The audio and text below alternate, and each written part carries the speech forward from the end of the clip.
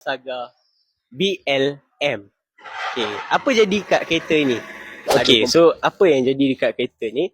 Okay, kereta ni owner datang komplain, dia kata kereta dia ada rasa semput-semput sikit. Dia ada rasa semput-semput bila nak jalan. Bila ada kereta pun dia ada rasa macam semput-semput sikit.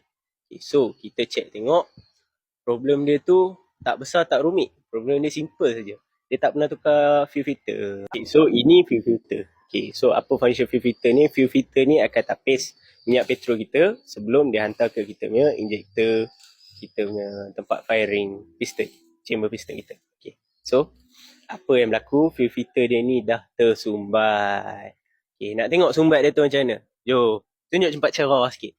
Baru nampak? Kan nanti kata tak sumbat. Tu nampak tak minyak dia tu keluar warna apa? Nampak? Nampak? Ya.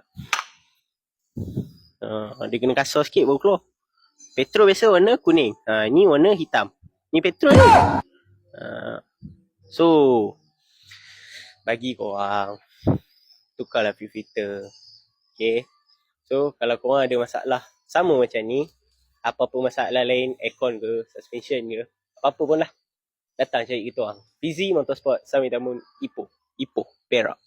Baik, bye-bye. Kita tunggu raya pula nanti. Nanti raya kita nyanyi lagu raya. Bye-bye.